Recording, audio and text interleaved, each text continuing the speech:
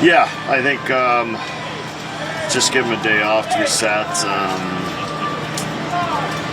I mean, there's a lot of good things happening there. It's just he's missing some pitches that he feels like he should hit.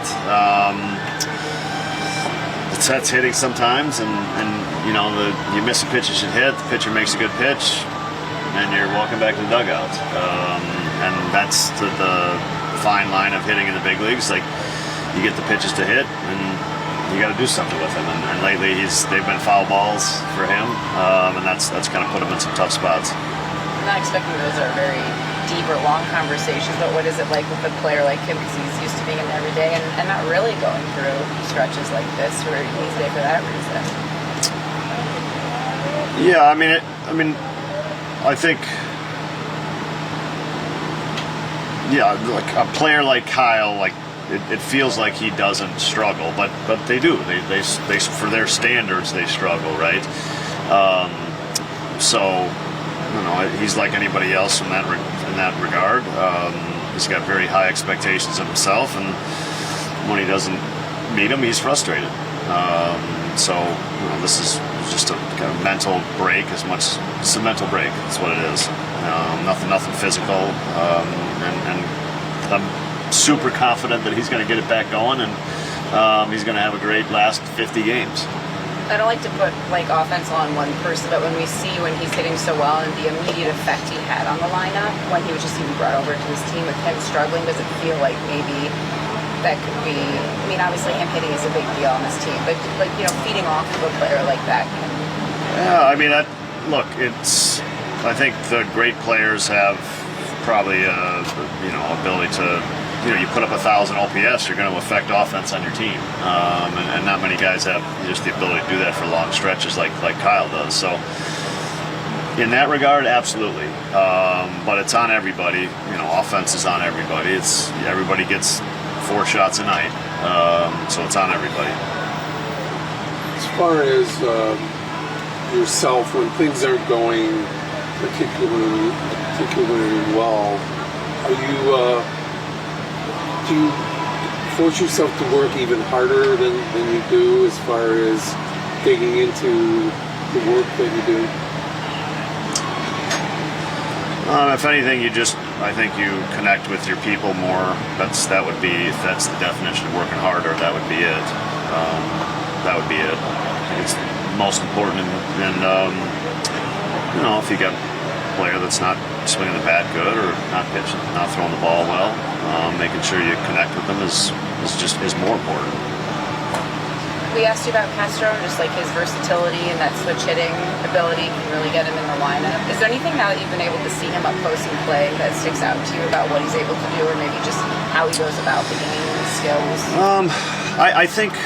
I think sometimes playing all those positions is, once you see him do it, you're like, oh, he can do it. But I think there has to be a way that he processes it all and handles it that I think is impressive.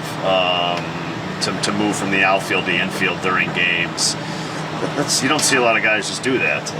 So you really admire that and appreciate that, and what it does for the team is super valuable.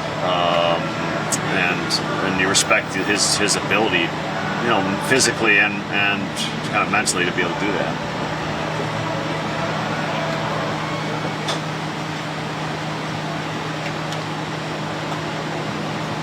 How close are we to Maya coming back, do you think?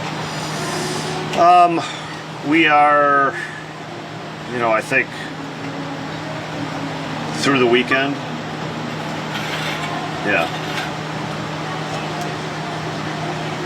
Still debating. Toronto. We're still debating the 3-catcher thing we talked about a week ago. Yeah, I think we got 4 games left till we get to the Toronto series, so we'll see what happens. Are you surprised when a player at Wrigley Field gets booed? Because it's not a very home player. Because it's not a natural occurrence very often. Yeah, that's not directed at a player. It's just directed at results. it feels like it's directed at a player, but it's just directed at, and that's what the players have to be good at doing as professionals, is understanding that it's not personal. It's the fans upset that we're losing, and that's understandable. That's how you have to process it, and I think that's the best way to think about it. And that is what's going on, I think. I assume would you remind young players, especially, of what you're saying? Yeah. Is there anything specific you're looking from Kate today? More of the same. Yeah. No, I mean just be himself, and then that'll lead to more of the same. You describe him as clear-headed, and I know that's the way you describe Justin Steele too. When he's young, though, it feels like that's even. And Justin came up and went through a lot. But what do you think, like, Cade goes back to this early in his career, like channels? Like, because I think about for him, the College World Series, maybe having gone through an injury, like that he can be that way this soon. Because you don't know that when he comes up, how he can handle things. Yeah, I mean, I think.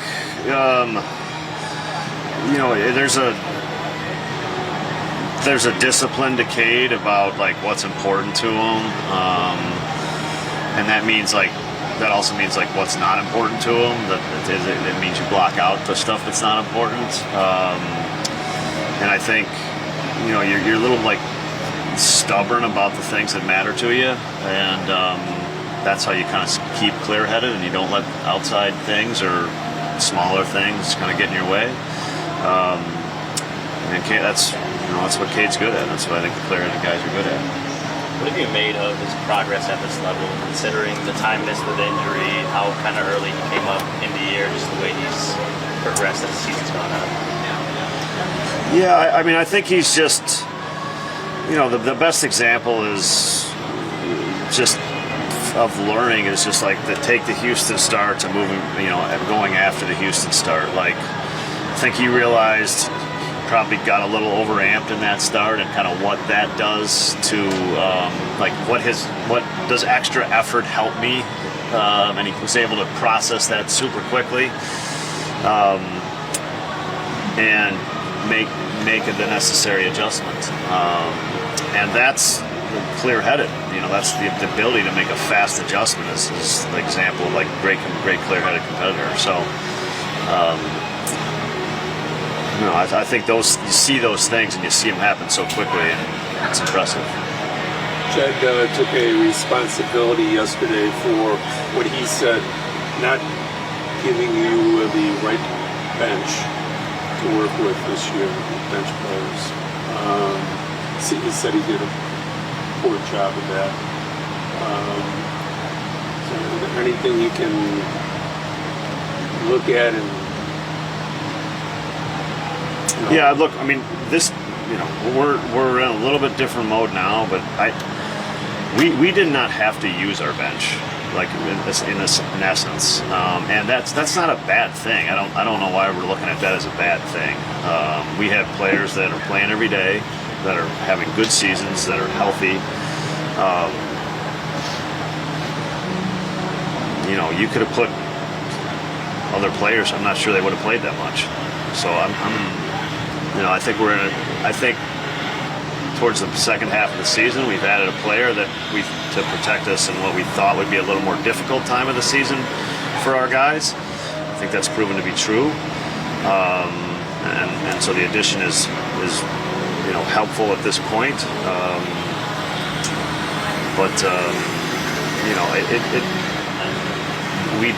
We were healthy. We've been healthy with effective, really good group of position players. So, I mean, the message you're saying is we weren't impacted by that. We had good players. Yeah. Good enough. I think we were maybe vulnerable, but we weren't impacted. Yeah. And we also have some players in AAA that we have, just because of the health, have not called upon.